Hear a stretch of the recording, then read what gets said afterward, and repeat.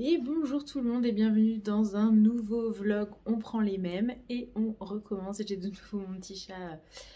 Du coup cette fois-ci j'ai pris le porte-bébé parce que c'était plus pratique pour ce que j'avais à faire. Donc autant vous dire que là, de nouveau, il dort et plutôt pas mal. J'espère que la dernière vidéo vous aura plu. Là je reviens avec une réception. Ah mais d'ailleurs... Parce que en fait, j'ai précommandé les McCoy il y a un certain temps, donc le tome 5 des McCoy il y a un certain temps. Et j'attends toujours du coup le tome 5. Plusieurs personnes l'ont déjà reçu. Il est toujours pas arrivé chez moi. C'est un livre que du coup j'ai commandé sur le site de la FNAC. Donc j'attends un colis FNAC qui vraiment met du temps à arriver. Du coup, j'ai peur en fait que mon colis soit perdu. Alors, je lui ai un mail comme qu'il était sur une plateforme. Enfin, bref. Et là, en fait, je viens de capter que j'avais une enveloppe du coup. Donc, je voulais vous faire un unboxing et que peut-être c'est ça. Mais ce qui est bizarre, c'est que ça ressemble pas du tout à ce que je pense. Bref, on va voir. Vous avez dû constater dans le précédent vlog que mes lectures en cours, c'était l'anarchie la plus totale. Et je me suis dit que j'allais un petit peu plus me recentrer sur une max de lecture. C'est pour ça que j'ai sorti un nouveau livre, en plus de tous les livres que j'avais déjà commencé, hein, tout va bien. Mais en fait, je l'ai sorti puisque je voulais le lire dans le cadre d'une lecture commune organisée par Marie-Lucialine Books. Du coup, il s'agit du tome 4, La guerre de Blackwater. Et je l'ai presque terminé. Il me reste ça, je l'ai commencé hier. Hier, avant-hier, non, hier. J'étais un petit peu en retard parce que voilà, je lisais. Qu'est-ce que je lisais? Je lisais autre chose, je ne sais plus quoi, mais bon, bref. Et du coup, ouais, j'ai lu 217 pages et il fait 251 pages.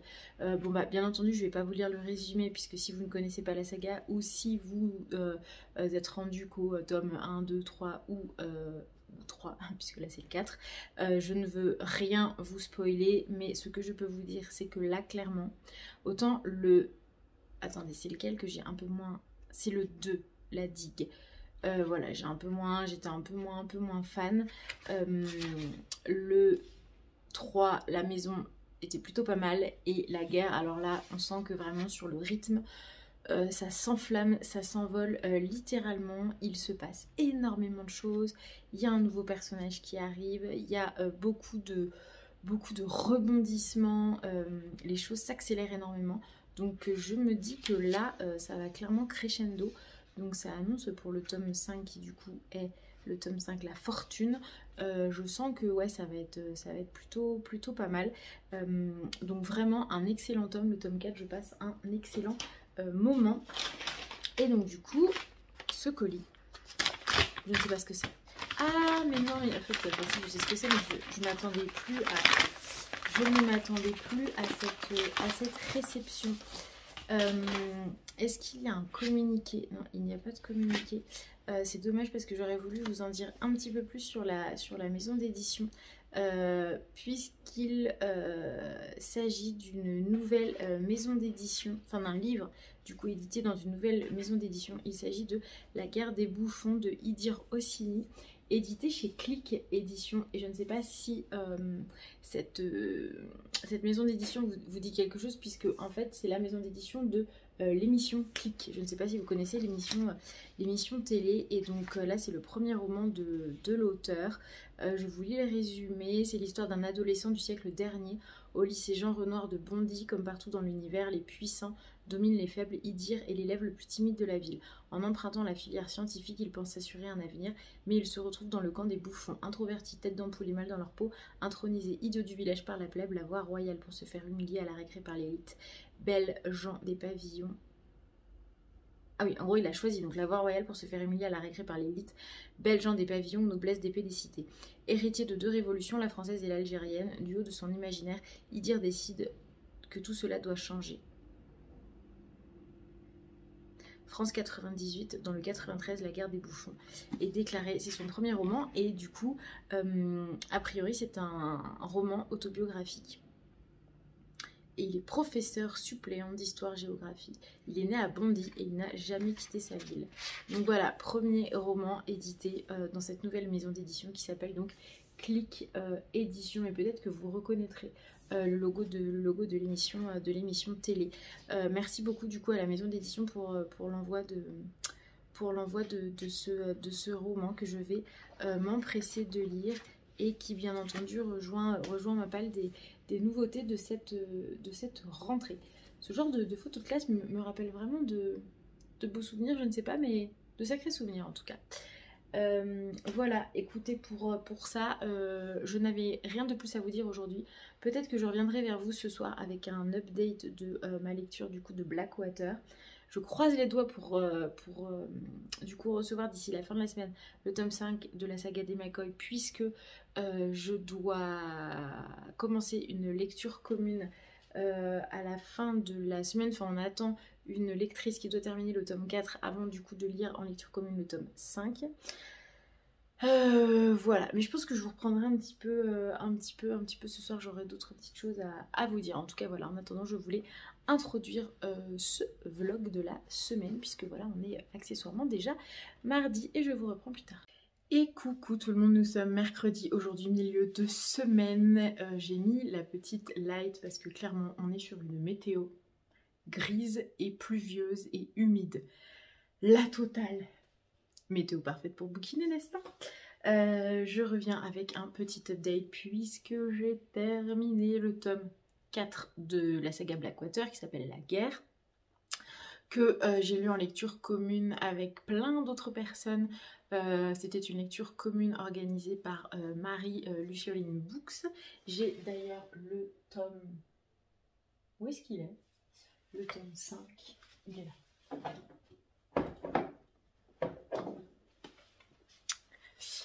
J'ai d'ailleurs le tome 5 du coup, La Fortune. Alors que vous dire du tome 4? Alors comme précédemment et comme pour toutes les sagas que je vous présente ici, je ne vais pas vous en dire plus. Enfin, c'est vrai que généralement j'en dis pas mal sur le tome 1 et après j'essaye de limiter un peu mon avis pour ne pas trop vous spoiler.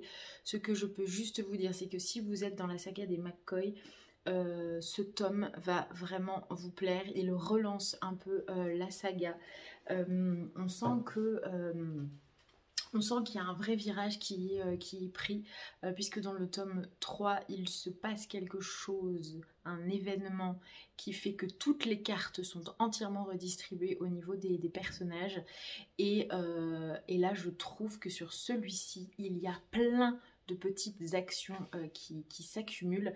Bien entendu, je ne vais pas vous dire lesquelles, mais j'ai trouvé ce tome extrêmement rythmé, avec l'arrivée de nouveaux personnages, de deux nouveaux personnages notamment, qui vont avoir une importance, une grande importance dans en tout cas la suite des événements et dans ce qui se passe dans ce tome.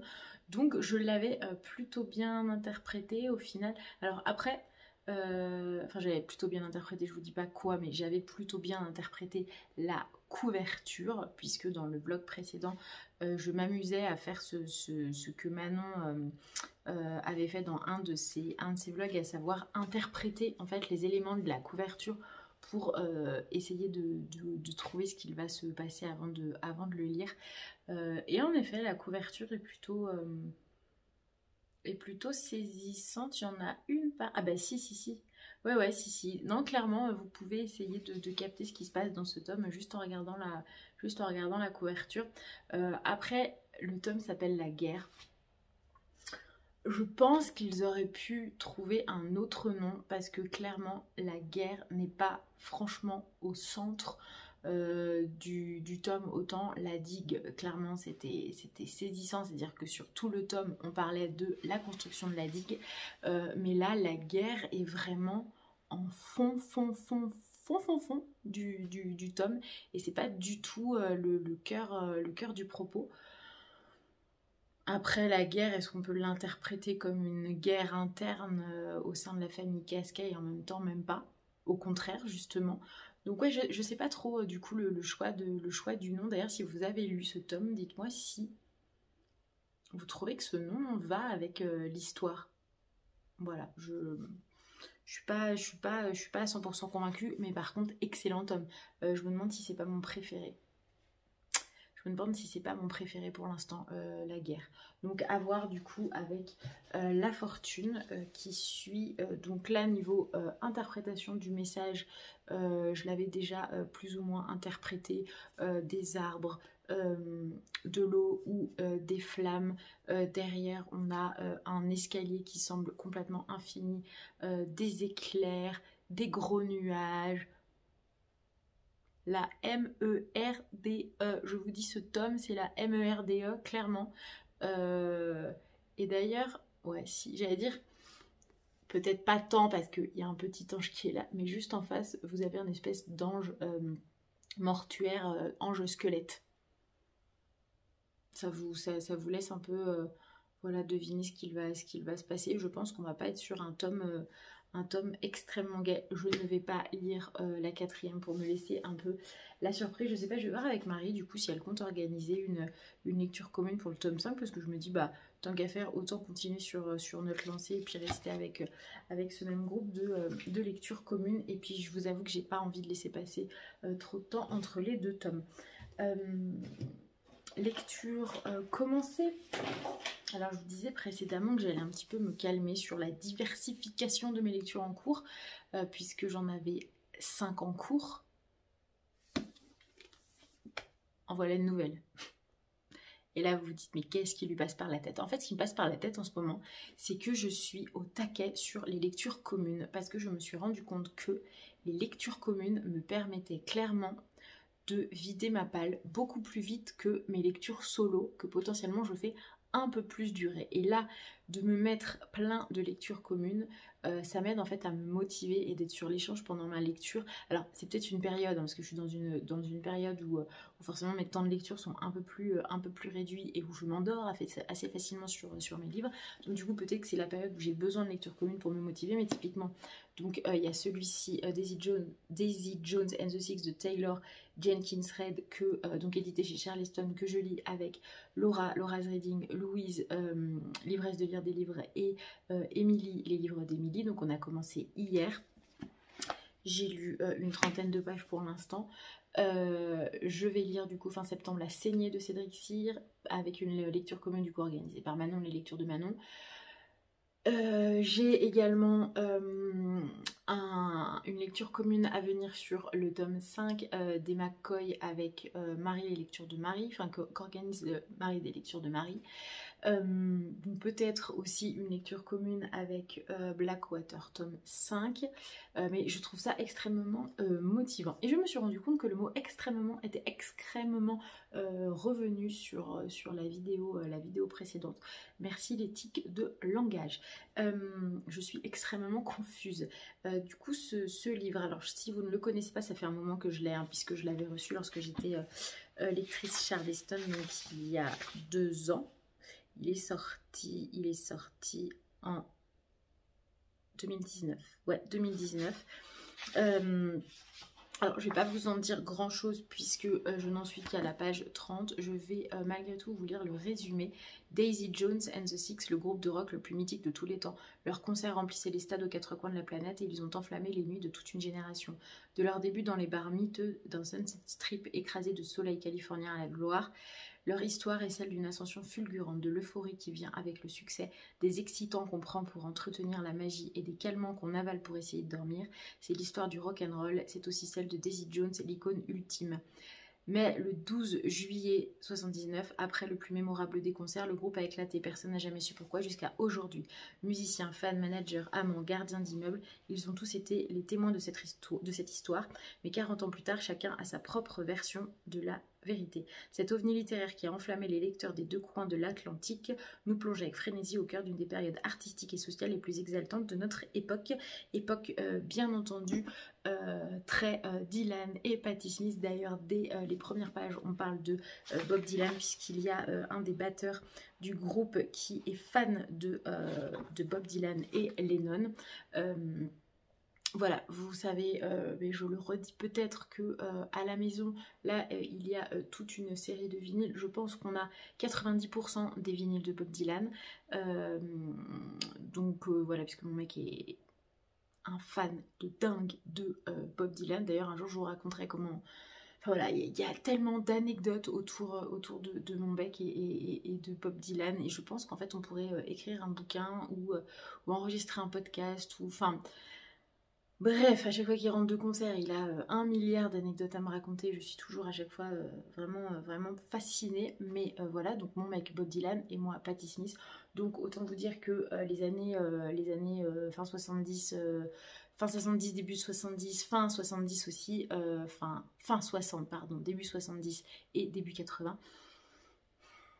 On adore. Et puis, faut dire que quand même, il y avait des artistes et une musique qui, voilà, quand même était assez extraordinaire, assez productive. Et voilà, c'était des artistes qui à leur début, produisaient et surtout vivaient de rien, en fait. Enfin, je sais pas si vous aurez l'occasion un jour de lire Just Kids de Patti Smith.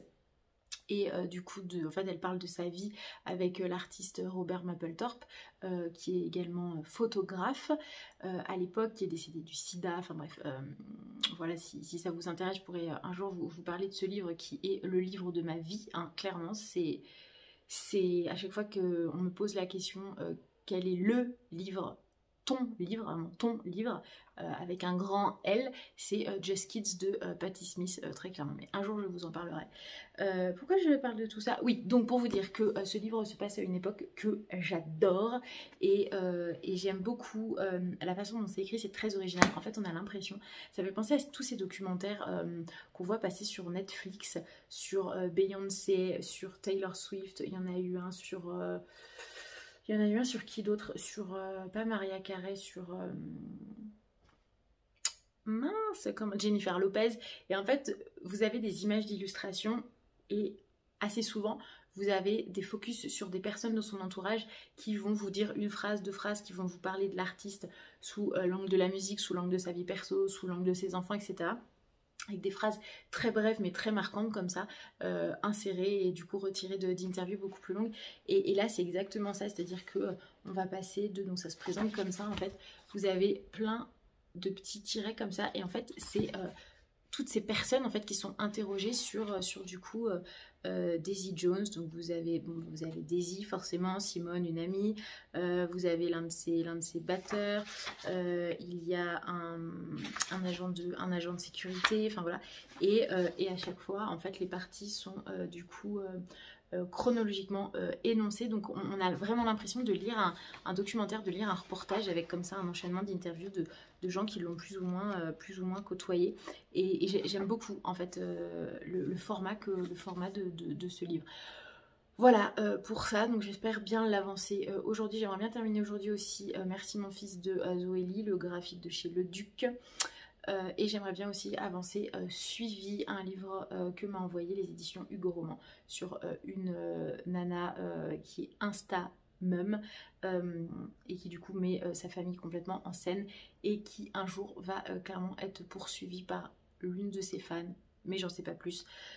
Voilà pour mon petit programme de lecture et je suis contente puisqu'hier soir j'ai plutôt bien rattrapé mon retard sur les vlogs des copines. Donc j'ai pu regarder le dernier vlog de Marie, Luciolin Books, le dernier vlog de Marie, les lectures de Marie, et j'en ai découvert aussi 2-3 autres que je ne connaissais pas, notamment Mad Girl, quelque chose comme ça, enfin bref, et je me dis que peut-être je vous ferai peut-être dans ce vlog un petit insert genre les comptes que je suis, au-delà de celles voilà, qu'on connaît bien entendu et que tout le monde connaît comme Triple L de Mag, comme bien entendu Estelle Petite Lectrice et tout. En fait, plus je m'ouvre sur d'autres comptes plus petits, ce qui n'est absolument pas péjoratif venant de ma bouche, hein, absolument pas. Au contraire, je trouve que c'est génial parce qu'il y a des comptes qui vraiment méritent d'être un peu plus mis en valeur et qui ont un super contenu. Donc peut-être qu'à l'occasion, dans ce vlog, je vous mettrai les quelques comptes, les quelques vidéos YouTube que j'ai découvert récemment et qui vraiment valent le détour. Voilà, sur ce, je vous laisse, je retourne à mes lectures, à mon petit-déj aussi, accessoirement, et je vous souhaite une bonne journée. Ah si, j'ai oublié de vous dire, Manon, les lectures de Manon, a commencé la saga des McCoy. C'est un peu, en fait, c'est un peu une petite série, cette histoire. On pourrait l'appeler Manon et les McCoy, ou McCoy Forever, ou McCoy mon amour, ou je sais pas, faudrait qu'on trouve un titre, mais clairement depuis que j'ai envoyé la saga des McCoy, le tome 1 à Manon, c'est un peu le running gag, dans le sens où à chaque fois qu'on fait un live, ou à chaque fois qu'il y a une publication en lien avec les McCoy, ou de sa part, ou de la mienne, ou de n'importe qui, de proche ou de loin, que ce soit Marie-Luciole Books, que ce soit Fanny Elle Booking, etc., on est tout un peu au taquet parce que on adore la saga des McCoy, et Manon est extrêmement dubitative. Ça y est. De nouveau le extrêmement, faut vraiment que j'arrête. Hein. Et vraiment très dubitative. Bref, synonyme, on va chercher des synonymes de extrêmement. Et était vraiment dubitative face à cette saga, puisqu'elle n'est absolument pas fervente des romances, ce genre de roman, et voilà, et je la saoule depuis un moment avec cette saga en lui disant mais vas-y, essaye. Donc au bout d'un moment, j'avoue, j'ai voulu lui forcer la main, du coup je lui ai envoyé le tome 1. Elle l'a enfin commencé. Vous n'êtes pas prêts. Vous n'êtes pas prêts. Vous savez ce que je vais vous dire? Ce que je vais vous dire, c'est qu'elle l'aime. Elle aime le tome 1, elle adore. On s'est envoyé quelques messages. Désolée si ça bouge, vous êtes au bout de mon bras. Et oh, j'ai plus de muscles. Et elle l'a lu hier soir, avant-hier soir, elle en a lu ce matin. Là, je pense qu'elle l'a emmené au boulot. Et en fait, elle m'a dit, texto, non mais j'ai pas envie d'aller travailler. Enfin, je sais plus comment elle m'a dit, mais en gros, laissez-moi chez moi, je veux lire, quoi. Deviendrait-elle accro à la saga des McCoy? J'attends quand même la deuxième étape, qui est quand même l'étape du passage des scènes un petit peu plus hot. Voir si ça passe toujours autant. Voilà, il y a juste ce petit point encore à valider. Mais je pense que mon pari est réussi. Manon aime la saga des McCoy. Voilà, je vous laisse là-dessus. Et coucou, de nouveau mercredi, je vous reprends 5 petites minutes puisque je viens d'aller à la boîte aux lettres et que j'ai reçu un petit colis. Toujours pas de McCoy en vue. Je pense que clairement je vais me le commander une seconde fois en fait. Puis tant pis si je le reçois un jour, je le donnerai à quelqu'un qui ne l'a pas, ou alors je le donnerai à Manon, parce que là ma patience a des limites. En fait, enfin non, mais clairement je pourrais attendre, mais je sais pas, normalement je devais le recevoir le 8, on est le 13 ou le 14 et j'ai toujours pas de nouvelles, c'est toujours en transit, donc ça commence à bien faire. Moi à un moment je veux McCoy, je veux le tome 5 et je veux pouvoir commencer la lecture commune avec les filles, donc je pense que je vais, tant pis, je vais me recommander un exemplaire, et puis bah l'autre, ouais, je le donnerai à une copine. J'ai reçu du coup un roman des éditions Charleston. Il s'agit de La petite librairie de Riverside Drive. Voilà, ce livre qui est best-seller international, traduit en 9 langues, rien que ça, de Frida Skyback. Je vous lis le résumé. Depuis plus d'1 an, Charlotte vit cloîtrée chez elle au cœur de la campagne suédoise et noie son chagrin dans le travail. Après l'accident qui a coûté la vie à son mari, c'est dans cette bulle loin du monde qu'elle se sent apaisée. Aussi, quand elle apprend qu'une tante inconnue lui a légué une librairie à Londres, son premier réflexe est de vendre la propriété pour ne pas perturber l'équilibre qu'elle a réussi à trouver. Pourtant, une fois arrivée sur place, elle tombe rapidement sous le charme de la librairie surannée, de ses étagères en bois massif et de son vieux chat ronchon, tout comme elle s'attache petit à petit aux 2 employés ainsi qu'à William, le jeune écrivain qui habite à côté. Alors qu'elle apprend à connaître les lieux, la découverte d'une lettre jamais envoyée va la plonger directement dans la jeunesse de sa mère. Que s'est-il passé entre les 2 sœurs pour que Charlotte n'ait jamais connu sa tante? Quel secret se cache derrière les murs de la librairie? Voilà. En toute honnêteté, quand je lis le résumé, je me dis encore une histoire de librairie léguée à quelqu'un. Qui plus est en Angleterre, qui plus est à Londres. Il y a comme un air de déjà-vu, mais on va laisser une chance à ce roman Je regarde quand même les avis des copines. Sophie du Café et des livres a dit secret de famille, librairie londonienne et double temporalité. Tous les ingrédients sont réunis pour passer un moment magique hors du temps. Un roman feel good, léger, chaleureux, divertissant. Lieu magique et essentiel. Un bon petit feel good avec des ingrédients parfaits pour en faire une très bonne lecture. Une librairie, Londres, des références à Harry Potter et à la lecture et des secrets de famille. Lecture douce, cocooning. Ouais, donc vraiment on est là-dessus, du feel good, du divertissant, du cocon, une lecture un peu chaleureuse, une lecture doudou. Donc voilà, pourquoi pas en fait à l'automne je me dis me le garder là pour le mois d'octobre, ça peut être pas mal. Voilà, allez sur ce je vous laisse, je pense que je vous reprendrai pas d'ici la fin de la journée et je vais retourner à mes petites lectures. Et coucou tout le monde, nous sommes jeudi aujourd'hui et je reviens avec...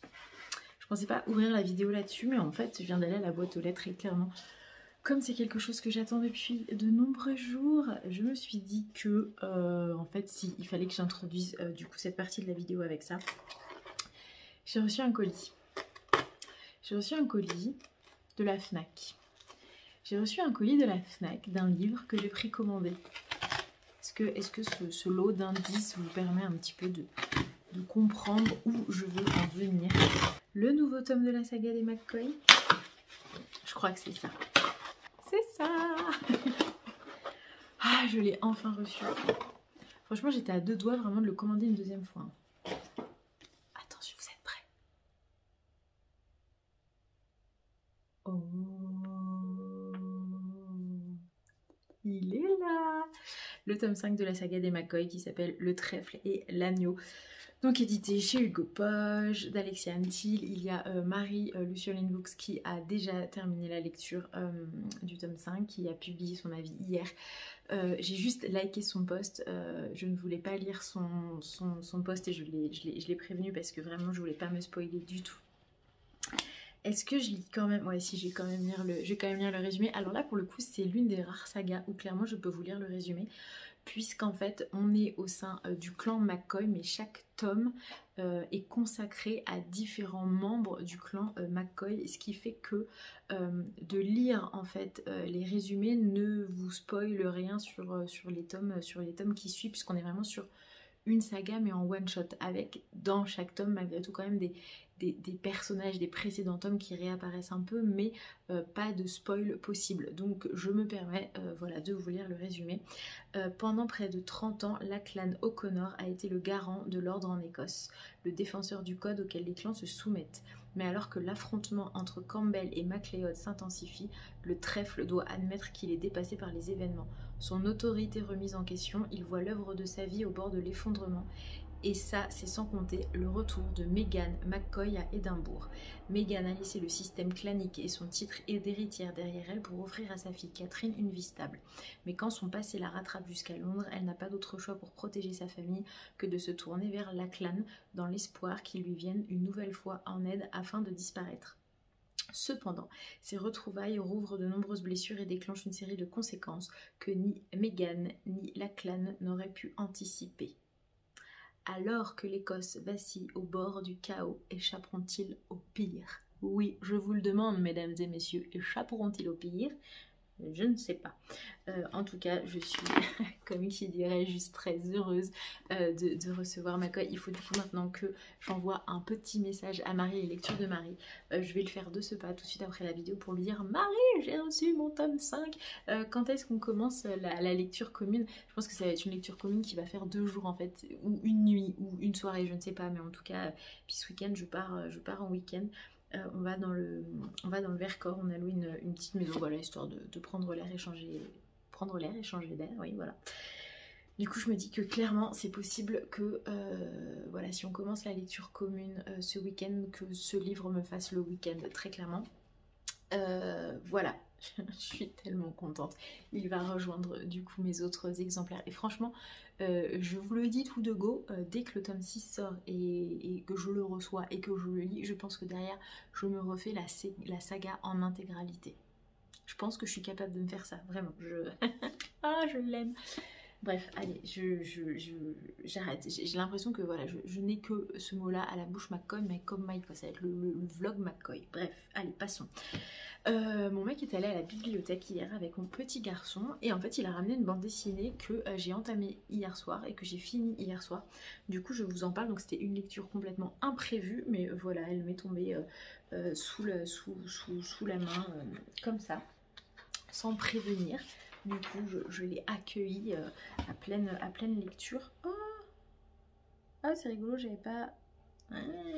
Alors, il s'agit de Ma vie posthume de Hubert et Zanzin, je sais jamais comment on prononce le nom de ce dessinateur.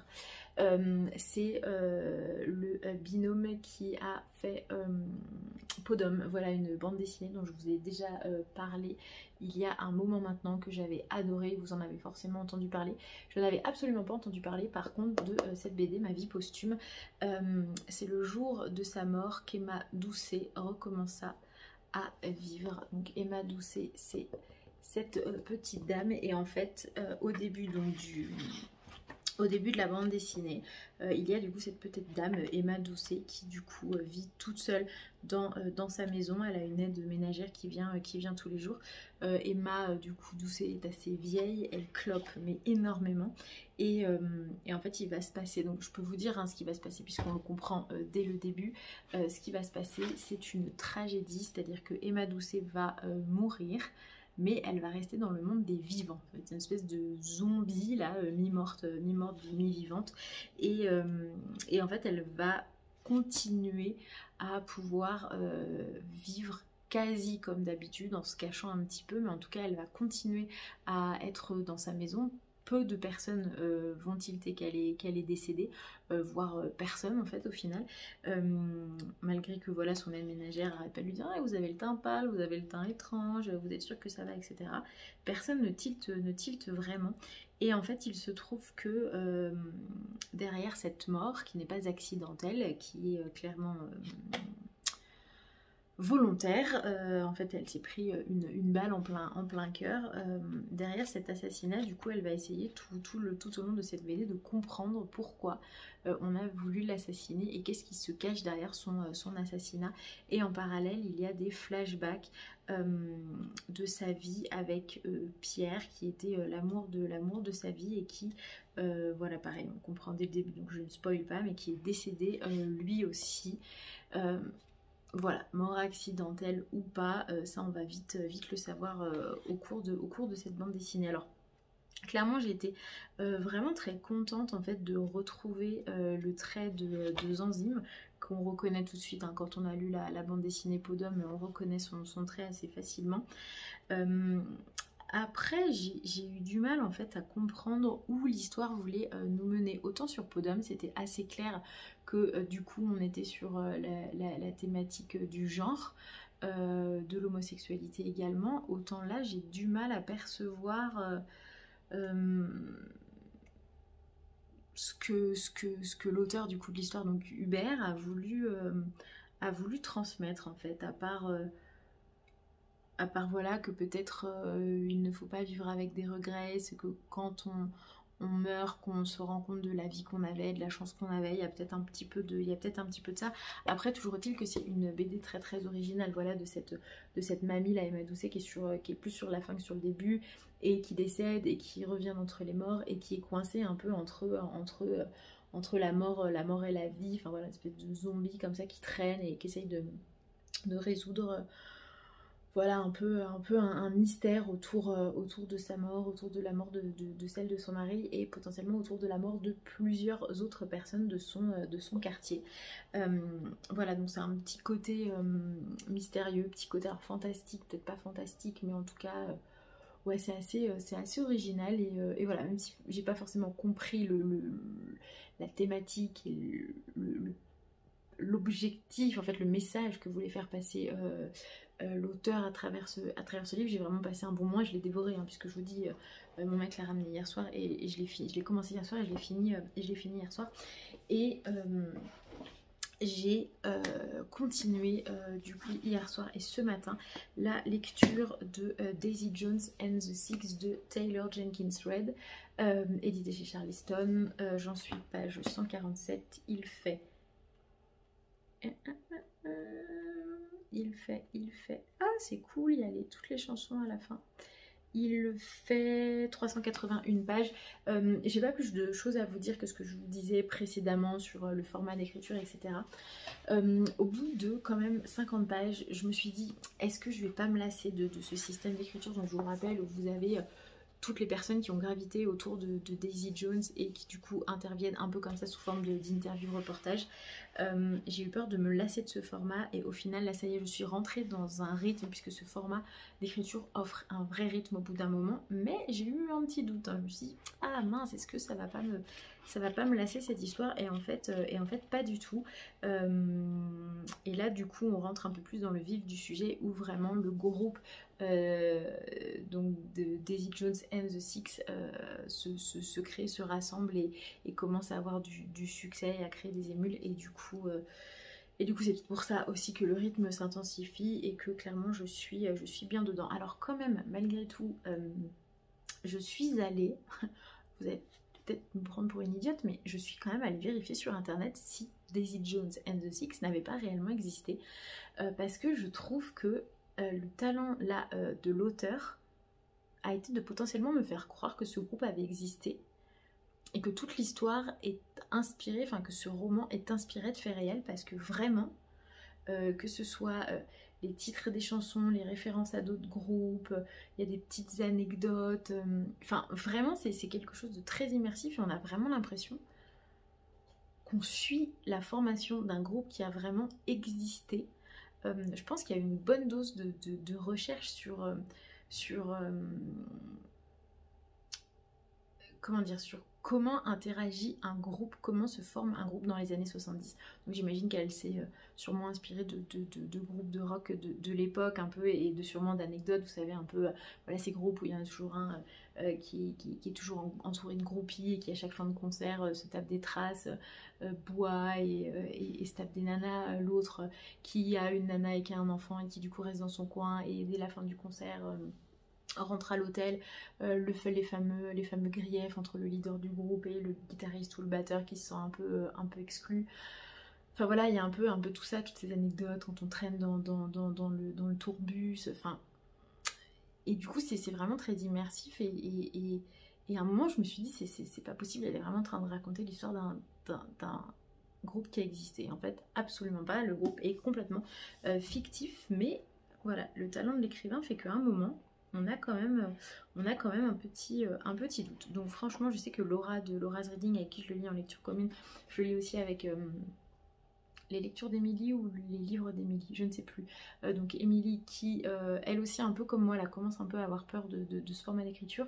Louise aussi qui est sur la lecture commune. Je ne sais pas si elle l'a commencé, elle n'a pas trop fait de retour pour l'instant sur le groupe, mais je sais que Laura de Laura's Reading est à fond et adore pour le moment. Donc voilà, mais franchement, là je suis bien dedans, donc je suis contente.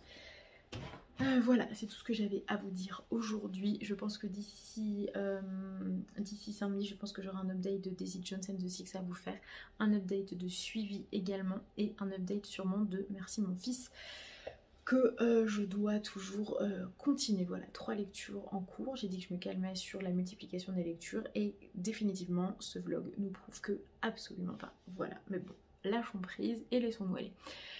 Sur ce, je vous laisse et je vous reprends plus tard.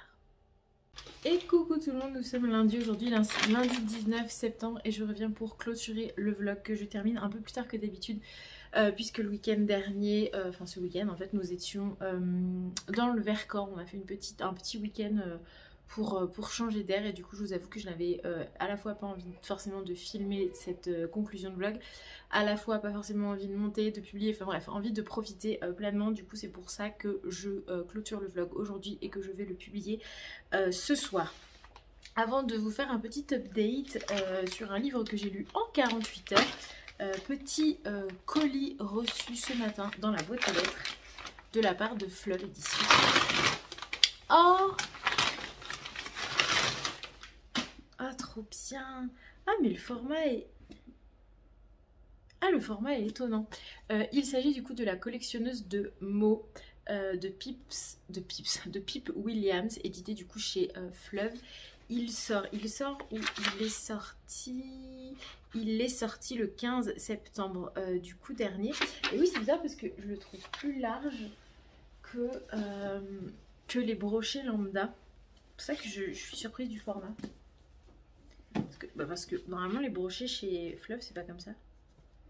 Ouais, il dépasse, ça c'est un brochet de chez Charleston. Et en fait il dépasse un chou. Bon bref, c'est pas, enfin, c'est juste une réflexion comme ça. Je vous lis le résumé. En 1901, le mot bonne à tout faire est absent du premier dictionnaire d'Oxford. Ce roman est l'histoire de celle qui l'a volé. Esmé a grandi, j'adore ce prénom, a grandi entourée de mots dans le scriptorium où son père, lexicographe, rassemble des définitions pour constituer le premier dictionnaire d'Oxford. Mais le jour où elle découvre la fiche égarée de bonne à tout faire, la petite fille comprend que tous les mots ne sont pas égaux. Le plus souvent, les termes triviaux qui ont trait aux femmes et à leur vie quotidienne sont écartés par son père et ses collègues. Elle décide alors de sauver les paroles des femmes. Tout en traçant sa voie dans une société encore très étriquée, Esmé commence à constituer son propre dictionnaire, celui des mots oubliés. Captivant, poignant et merveilleusement écrit, dit le Library Journal. Et ouais, non, c'est tout. Je suis très contente de l'avoir reçu, ce livre. Il me semble que certaines copines de Bookstagram l'ont reçu également. Je ne sais plus si certaines l'ont déjà commencé, mais du coup, je vais essayer de le lire assez vite. Et il y a Bleu que j'aimerais lire aussi, que j'ai reçu de Fleuve de Cause, que j'aimerais lire assez rapidement aussi. Donc ça fait 2 lectures chez Fleuve qu'il faut que je me cale d'ici, allez, on va dire fin octobre. Petite update lecture de ce livre que j'ai lu en 48 heures sans absolument aucune... sans aucune surprise. Le livre lu en 48 heures, c'est celui-ci, le tome 5 du coup de la saga des McCoy, écrit par Alexiane Thiel. Sans surprise, nous retrouvons l'effervescence ultime de la saga des McCoy. Là donc c'est le trèfle et l'agneau.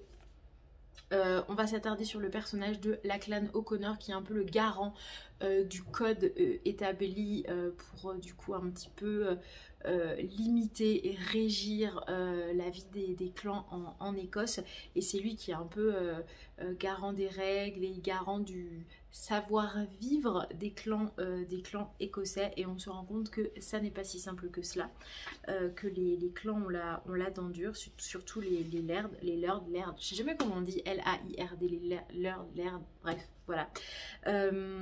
Du coup, voilà, on va s'attacher au personnage de Lachlan O'Connor, qui est du coup le patron de l'Unicorn, qui est en fait un pub bar irlandais, et qui est en fait un peu on va dire quoi, l'endroit où se rassemblent les clans. En fait, c'est un espèce d'endroit neutre où peuvent se rassembler tous les clans sans qu'il y ait de heurts, sans qu'il y ait de petites guéguerres. C'est allez, dans cet endroit-là, on fait la fête tous ensemble, et on met un peu de côté toutes nos querelles. Donc on va suivre ce personnage, et en parallèle le personnage de Megan McCoy, qui est la sœur aînée de Caleb McCoy, qui est le chef du clan McCoy. Voilà un petit peu. Alors je vais pas vous lire le résumé parce que je vous l'ai déjà lu précédemment, mais voilà, en gros ce qu'il faut comprendre c'est ça, c'est Megan McCoy qui est un peu dans une position somme toute très délicate, puisqu'on a tenté de l'assassiner, elle et sa fille Cathy, et qu'elle va trouver refuge du coup à l'Unicorn, du coup à Édimbourg, auprès de Lachlan O'Connor.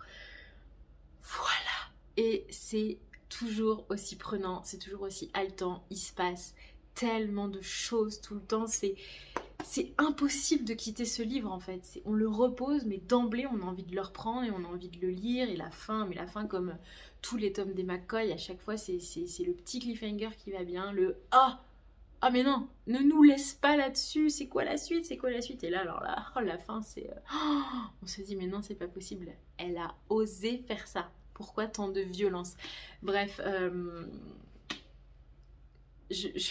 encore une fois, lisez la saga des McCoy. Je suis contente parce que j'ai réussi à convaincre Manon.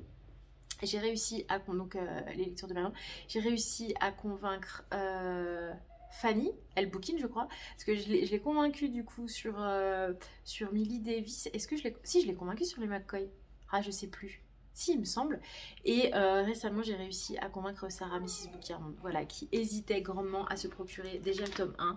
Et définitivement, elle va se le procurer. Donc, je suis contente. Et en même temps, ça fout la pression quand on conseille des livres comme ça, à ce point-là, de se dire, est-ce que les personnes vont aimer? Voilà. Donc, en tout cas, Manon, case cochée. Fanny, elle bouquine, il me semble hein, quand même qu'elle a craqué. Et Sarah, donc à voir. Mais excellente, excellente, excellente lecture. Je suis toujours dans Daisy Jones and the Six, que du coup je n'avais pas emmené ce week-end, donc je ne l'ai pas avancé ce week-end. Il me reste ça à peu près. Laura de Laura's Reading l'a terminé. Émilie, les livres d'Émilie, l'a commencé, continué, mais elle n'arrive pas trop à rentrer dans l'histoire. Louise, je ne sais pas si où elle en est. J'ai continué à regarder j'ai commencé pardon à regarder son dernier vlog où elle parle du coup du début de cette lecture commune, mais je ne sais pas où elle en est exactement. Mais voilà, enfin je passe toujours un excellent moment. Voilà tout ce que j'avais à vous dire. Non bah c'est tout. Il y a 2-3 petites choses en fait là qui se préparent un peu dans ma tête, qu'il faut que je mette en place et que j'espère réussir à mettre en place. Mais voilà, je vous en dirai plus quand j'en saurai plus. Voilà, en tout cas j'espère que vous avez passé encore une fois un excellent moment. Merci pour vos likes, vos commentaires. Et puis si, accessoirement, on oublie de le dire, nous sommes plus de 1000 abonnés sur cette chaîne. Voilà, je ne pensais pas un jour atteindre ce nombre d'abonnés qui pour moi est déjà juste énorme. Donc je suis forcément extrêmement ravie, extrêmement touchée, extrêmement, ça y est, hein, le extrêmement est de retour. Je suis vraiment ravie et touchée que voilà, vous suiviez toujours et puis de façon fidèle mes vidéos, qu'elles vous plaisent, qu'elles vous inspirent des lectures.